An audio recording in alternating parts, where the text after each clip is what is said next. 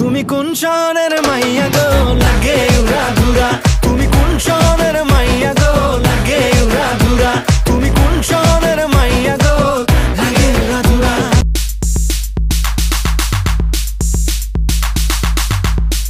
শাকিব খানের তুফান সিনেমা নিয়ে কথা থামছেই না।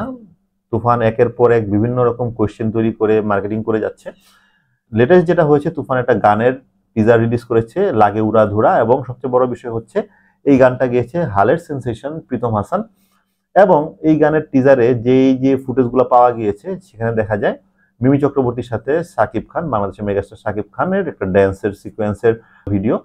এখন প্রশ্ন তৈরি হয়েছে যে এই শাকিব খান আসলে কোন শাকিব খান, বিকজ এই গানের ভিতরে যে শাকিব খানকে দেখা যায় তার ড্রেস আপ অনেকটাই আধুনিক এবং তার চুলও নর্মাল, ছোট ছোট করে কাটা, যেটা হচ্ছে আমরা তুফানে দেখেছিলাম যে অনেক বড় বড় চুলে, সেই লুকসটা নেই, 90s এর লুকসটা নেই। তাহলে কি এটা আসলে কোন শাকিব খান? এখন এই গানের টিজার দেখে অনেকেই প্রশ্ন করছে তুফান সিনেমায় শাকিব খানের ডাবল পার্ট, ডাবল রোল। আবার অনেকে বলছে এটা হচ্ছে এই তুফান সিনেমার যে তুফান তারই ছেলে, একই রকম চেহারার, বাট বর্তমান সময়ে। এরকম অনেক কোশ্চেন ঘোরাঘুরি করছে।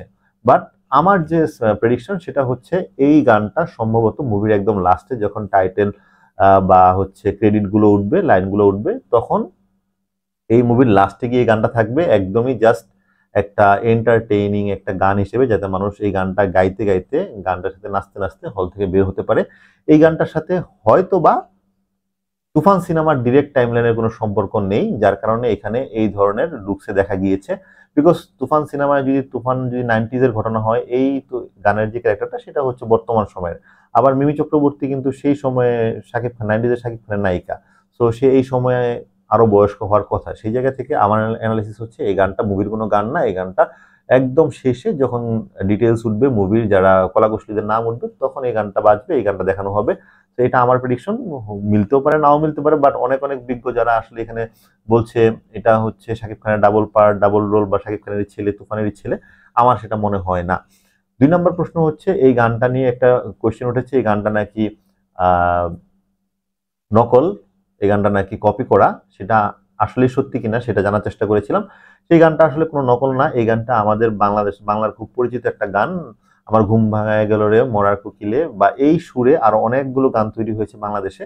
বাট প্রীতম যেটা করেছে, এই গানটা যখন আসলে রিলিজ করেছে তখন কিন্তু সে ডেসক্রিপশনে অরিজিনাল গানের ক্রেডিটটা দিয়েছে। সো যারা এখানে গুজব তুলছে বা আওয়াজ তুলছে এটা নকল নকল নকল, সে তারা আসলে না বুঝে না জেনে কথা বলছে।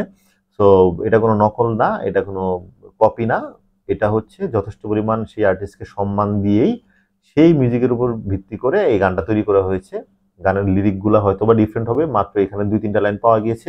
এটা দেখে ভাবার কোনো কারণ নেই যে পুরো গানটাই হয়তো বা নকল, বিকজ এই ধরনের গান অ্যাকচুয়ালি মানুষকে এনগেজ করার জন্য তৈরি করা হয়, মানুষকে এন্টারটেইন করার জন্য তৈরি করা হয়, মুভিতে যাতে সহজেই মানুষ গাইতে পারে, নাচতে পারে, হলে মানে সবাই নিচে গিয়ে আনন্দ করতে পারে, এরকম একটা গান থাকে। সেই গানের জায়গা থেকে এই গান যথেষ্ট পরিমাণ সফল, এবং এই গানের সুর যেহেতু বাঙালি সকলের কাছে পরিচিত, সকলেই এর সাথে কানেক্ট করতে পারবে এবং নাচতে পারবে।